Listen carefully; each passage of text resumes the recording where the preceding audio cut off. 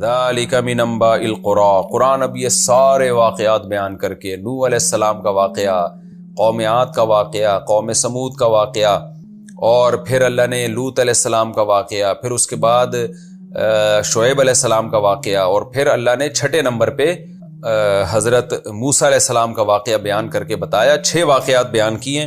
ذالک من انباء القری، اے محمد صلی اللہ علیہ وسلم یہ بستیوں کی خبریں ہیں، نقصہ علیک جو ہم آپ کو پڑھ کے سناتے ہیں، منہا قائم ان میں بہت سی ابھی بھی باقی ہیں، باقی کا مطلب ان کے نشانات باقی ہیں، وحصید اور بہت سی بستیاں تو کٹ چکی ہیں، ان کے نشانات ہی ختم ہو گئے۔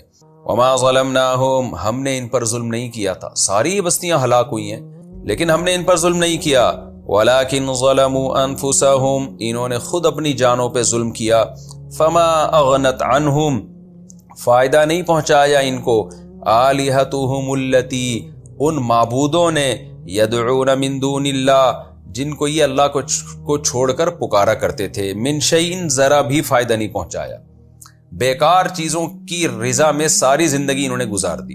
آج بھی دیکھیں نا، پتھر کی مورتیاں بنا کے رکھی ہوئی ہوتی ہیں، اس کے آگے جھک رہے ہوتے ہیں، چڑھاوے چڑھا رہے ہوتے ہیں، تو بیکار چیزوں میں مجھے یہ آیتیں جب میں پڑھتا ہوں مجھے روحانی عامل یاد آ رہے ہوتے ہیں، اس کی بھی برحق ہونے کی کوئی دلیل شرعی نہیں ہے، وہ جو آپ کو اعمال بتا رہے ہوتے ہیں، تو ایسی چیزوں میں لوگ وقت لگا رہے ہوتے ہیں، اپنی صلاحیتوں کو لگا رہے ہوتے ہیں جس کا آؤٹ پٹ 0 ہے، کچھ بھی نہیں ہے۔ تو اسی وجہ سے سورہ کہف میں اللہ نے کیا فرمایا، الذین ضل سعیہم فی الحیات الدنیا وہم یحسبون انہم یحسنون صنعا، بہت سے لوگ ایسے ہیں جن کی کوششیں بیکار ضائع جا رہی ہیں لیکن وہ یہ سمجھ رہے ہیں کہ ہم عمل بہت اچھا کر رہے ہیں۔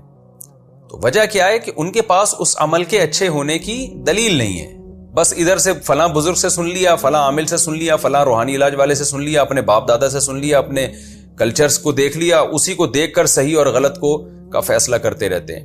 تو ایسے لوگ ہیں کہ جو محنت تو کر رہے ہیں لیکن ان کی محنت بالکل رائیگاں جا رہی ہے، بیکار جا رہی ہے۔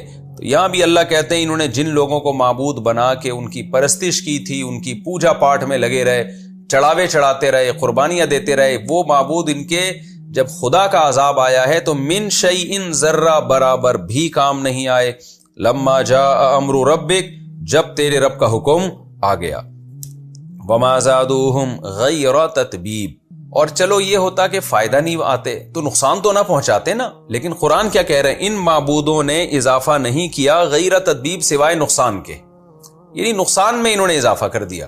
کیا مطلب کہ ان معبودوں کی عبادت سے حاصل بھی کچھ نہیں ہوا، الٹا نقصان ہوا، اللہ کا عذاب آ گیا ان کے اوپر۔ آج بھی یہی ہوتا ہے جب آپ روحانی علاج والوں کے پاس جاتے ہیں نا تو جن چڑیل بھوت تو بھگاتے نہیں ہیں، وہ آپ کو اور مصیبتوں میں ڈال دیتے ہیں۔ وہ لوگ آپ کسی غلط ڈاکٹر یا غلط حکیم سے جب علاج کراتے ہیں تو صرف یہ نہیں ہوتا کہ فائدہ نہیں ہوتا، بلکہ اس کی غلط دواؤں سے آپ کو الٹا نقصان ہونا شروع ہو جاتا ہے۔ تو اس لیے بغیر دلیل کے، بغیر کسی سائنٹیفک لاجک کے کبھی کسی کی بات کو ہمیں نہیں ماننا چاہیے، نہ کلچر کو فالو کرنا چاہیے، نہ کسی شخصیت کو فالو کرنا چاہیے، جب تک ہمارے پاس 2 دلائل میں سے ایک دلیل نہ ہو۔ ایک دلیل ہوتی ہے عقلی، جو تجربوں سے انسان سیکھتا ہے، عقل سے فیصلہ کرتا ہے، تجزیہ کرتا ہے، صحیح اور غلط میں فرق کرتا ہے، وہ ہے عقل۔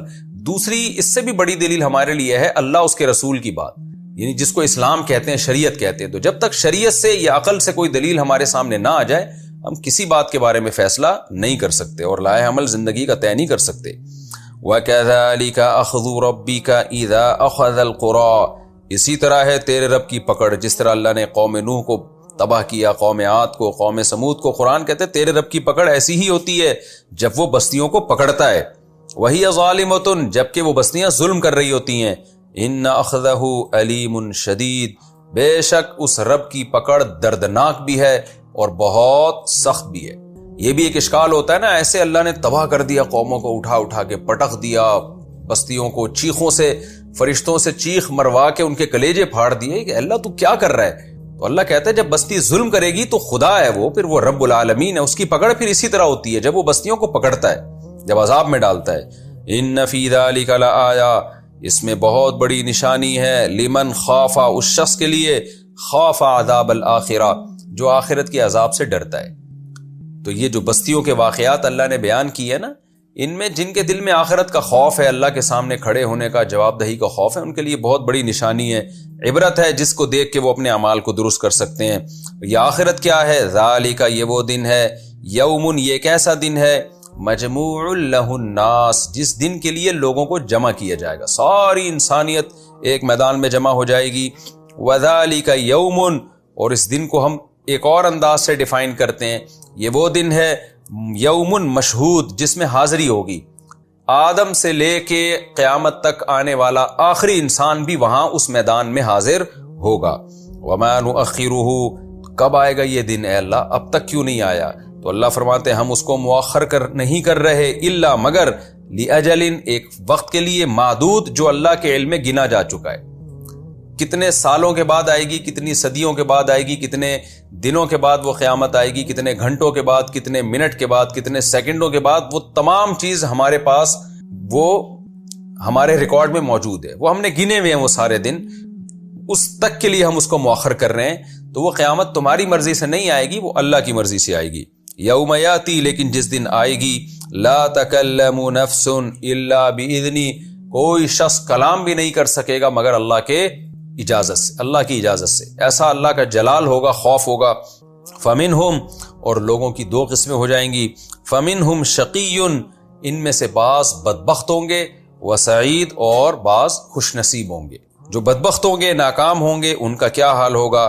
فاما الذین شقوا، بہرحال وہ لوگ جو بدبخت تھے، ففی النار، وہ آگ میں ہوں گے، لہم فیہا، اس آگ میں ان کے لیے زفیر و شہیق، چیخ و پکار ہوگی۔ زفیر اور شہیق کا میں نے جب لفظی ترجمہ بتا رہا تھا پچھلے ایپیسوڈ میں، اس کو میں نے ڈیفائن کیا تھا، کسے کہتے ہیں زفیر کسے اور شہیق کسے۔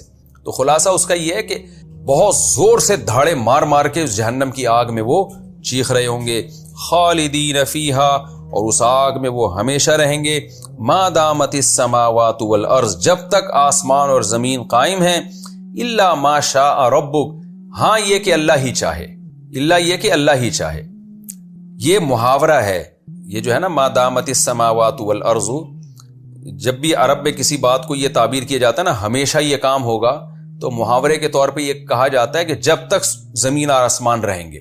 اس کا مطلب یہ نہیں کہ جب تک زمین آسمان رہیں گے، کیونکہ زمین اور آسمان تو ویسے بھی قیامت میں تباہ و برباد ہو جائیں گے، وہ کون سا ہمیشہ رہنے والی مخلوق ہے۔ تو یہ محاورے کے طور پہ کہا جاتا ہے، اس میں حقیقت مراد نہیں ہوتی۔ وجہ اس کی ہے کہ قرآن مجید میں 20 مقامات پہ اور احادیث میں بھی 20 مقامات پہ یہ مضمون آیا ہے کہ جہنم کبھی فنا نہیں ہوگی، خالدین فیہا ابدا، قرآن کہتا ہے وہ جہنم میں رہیں گے ابدا، ہمیشہ ہمیشہ۔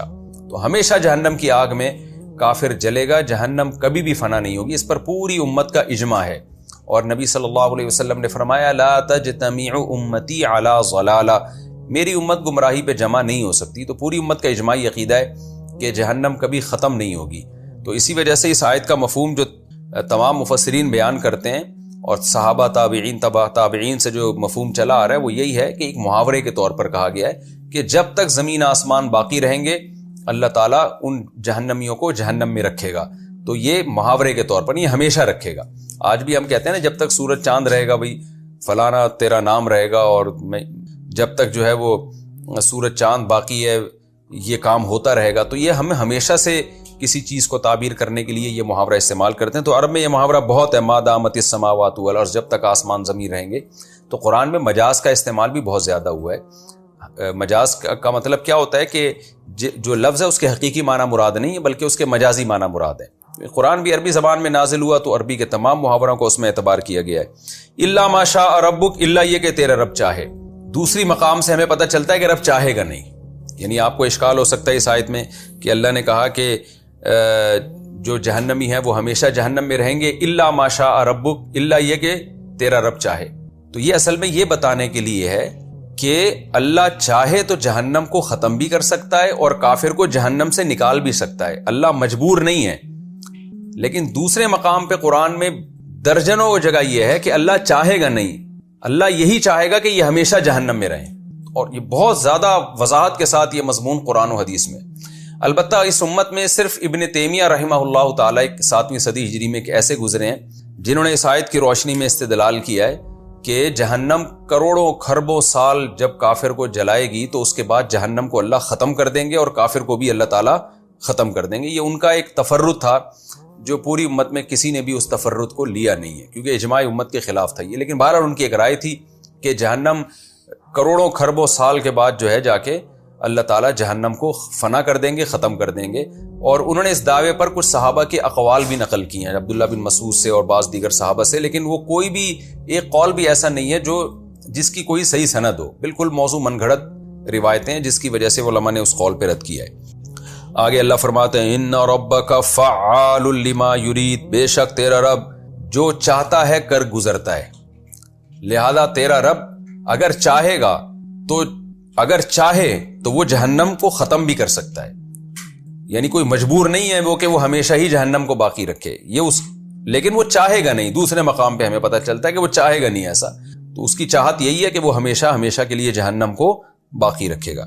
وَأَمَّا الَّذِينَ سُعِدُوا, اور وہ لوگ, اچھا ایک تفسیر اس کی یہ بھی کی گئی ہے کہ خالدین فیہا ما دامت السماوات والارض الا ما شاء ربک. ما شاء ربک کی ایک تفسیر یہ بھی کی گئی ہے کہ خالدین فیہا, جہنمی ہمیشہ جہنم میں رہیں گے جب تک زمین آسمان ہے. یعنی ہمیشہ, یہ زمین آسمان جب تک ہیں یہ ہمیشہ سے کنایا ہے, یہ بتانے کے لیے کہ ہمیشہ رہیں گے.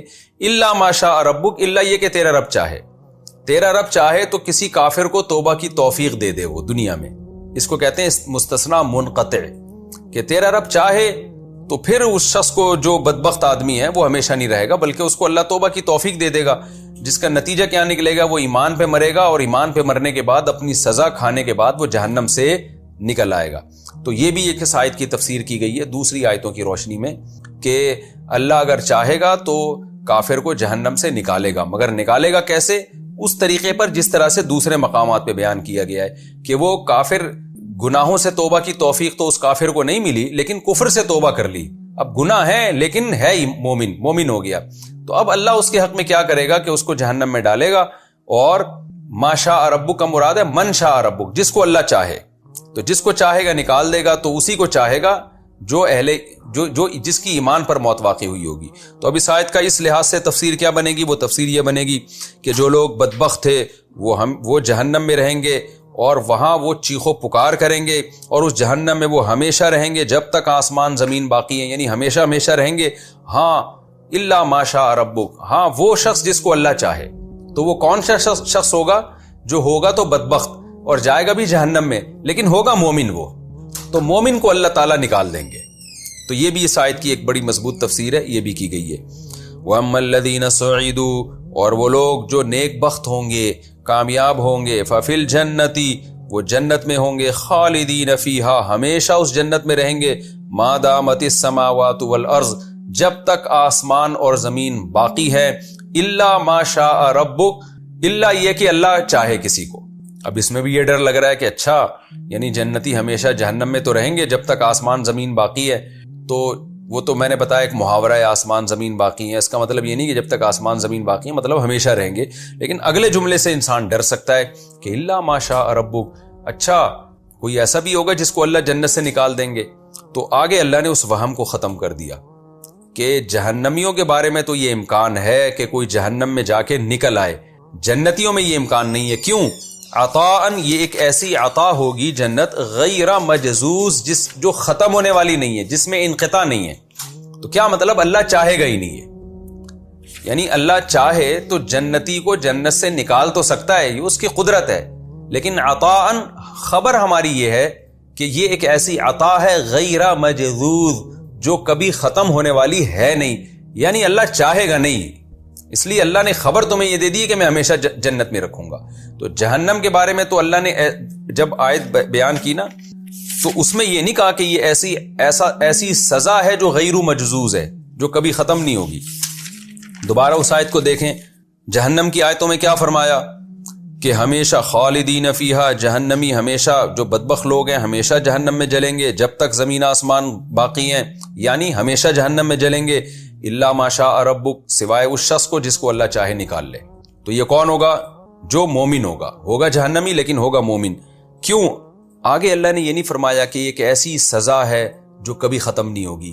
کیوں؟ پھر اس کا مطلب یہ ہوتا, یہ وہم ہو سکتا تھا کہ ایک طرف اللہ کہہ رہا ہے کہ جس کو اللہ چاہے گا نکال لے گا, دوسری طرف اللہ کہہ رہا ہے کہ ہمیشہ ہی جہنم میں رہیں گے وہ. ایک عذاباً غیر مجزوز، ایسا عذاب ہوگا جو کبھی ختم ہی نہیں ہوگا. یہاں یہ الفاظ نہیں ہے. لیکن جنت کا جب اللہ نے بیان کیا کہ جس کو چاہے گا اللہ جنت سے نکال بھی سکتا ہے، لیکن ساتھ میں تسلی دے دی عطاءً، یہ ایک ایسی عطا ہے غیر مجزوز جو کبھی ختم نہیں ہوگی. یعنی اللہ کو قدرت تو ہے نکالنے کی، لیکن ہم تمہیں خبر دے رہے ہیں کہ نکالیں گے نہیں ہم. لیکن جہنم کے بارے میں ایسے الفاظ نہیں ہیں. وجہ اس کی واضح ہے کہ جہنم میں واقعی میں اللہ تعالیٰ بہت سارے جہنمیوں کو اللہ تعالیٰ جہنم سے نکالیں گے. یہ وہ لوگ ہوں گے جو اپنے گناہوں کی وجہ سے جہنم میں گئے یا کفر کی وجہ سے گئے، لیکن موت سے پہلے پہلے انہوں نے کفر سے توبہ کر لی تھی. فَلَا تَكُ فِي مِرْيَةٍ مِّمَّا يَعْبُدُ هَؤُلَاءِ، بس اے محمد صلی اللہ علیہ وسلم جن معبودوں کی یہ لوگ عبادت کر رہے ہیں آپ ان کی طرف سے شک اور تردد میں نہ رہیں. یعنی اتنے واقعات بھی ہم نے آپ کو سنا دیے بت پرستوں کے، سب کو اللہ نے تباہ کیا، اور ہم نے یہ بھی بتا دیا کہ جو بت پرست اور کافر ہے اس کا انجام کتنا بھیانک ہے. لہذا اب آپ کو ان کے مذہب کے باطل ہونے میں کوئی شبہ نہیں ہونا چاہیے. یہ کیوں عبادت کر رہے ہیں؟ پھر سوال پیدا ہوتا ہے اتنی بڑی قوم بتوں کو پوجتی کیوں ہے، اتنی بڑی قوم شرک کر کیوں رہی ہے؟ تو اللہ نے اس کا جواب دے دیا ما یعبدون الا کما یعبد آباؤہم من قبل. اپنے باپ دادا کو فالو کر رہے ہیں، یہ کلچر کی وجہ سے ایسا کر رہے ہیں. وَإِنَّا لَمُوَفُّوهُمْ، لیکن ہم پورا بدلہ دیں گے ان کو، نصیبہم، ان کا حصہ جو عذاب کا حصہ ہے، غیر منقوص، کمی کیے بغیر. ان کو اس کا پورا عذاب قیامت کے دن ملے گا، اس کی سزا ملے گی پوری. یہ ہمارا رکوع نمبر 9 الحمدللہ سورہ ہود کا کمپلیٹ ہوا. اس میں بھی وہی مضمون ہے. اللہ تعالیٰ نے موسیٰ علیہ السلام کو فرعون کے پاس بھیجا اور فرعون پوری قوم کو لے کے جہنم میں ڈال دے گا، کیسے دریا میں غرق کر دیا. ہمیں سبق کیا ملتا ہے کہ خدارا ہم ترقی یافتہ قوموں کو غلط چیزوں میں فالو نہ کریں. آج ہم نے کیا کر دیا، ہماری ینگ جنریشن انگریزوں کے پیچھے چل رہی ہے، یورپ کے پیچھے چل رہی ہے، کافر کے پیچھے چل رہی ہے، امریکنز کے پیچھے چل رہی ہے. یہ نہیں دیکھ رہے کہ کس چیز میں وہ صحیح ہے، کس چیز میں وہ غلط ہے. بس چونکہ وہ ترقی یافتہ ہے لہذا وہ صحیح ہے، ہر چیز میں وہ صحیح ہے. تو ایسا نہیں ہوتا. ایسا نہ ہو کہ وہ جہنم کا ایندھن بنے اور آپ کو بھی اپنے ساتھ جہنم کا ایندھن بنا دیں. ترقی یافتہ تو فرعون تھا، موسیٰ علیہ السلام تو ترقی یافتہ نہیں تھے، لیکن حق پر موسیٰ علیہ السلام تھے. تو قرآن کہہ رہا ہے فرعون جہنم میں خود بھی جائے گا اور اپنے ساتھ ایک پوری قوم کو جہنم کا ایندھن بنا دے گا. اور پھر اللہ نے اس کے بعد ہمیں بتایا کہ نیک بخت لوگوں کا کیا انجام ہونے والا ہے اور برے لوگوں کا کیا انجام ہونے والا ہے. کتنا سخت ترین انجام ہے برے لوگوں کا کہ وہ جہنم کی آگ میں کیسے چیخیں گے، دھاڑے ماریں گے. اللہ ہمیں اس برے انجام سے محفوظ رکھے.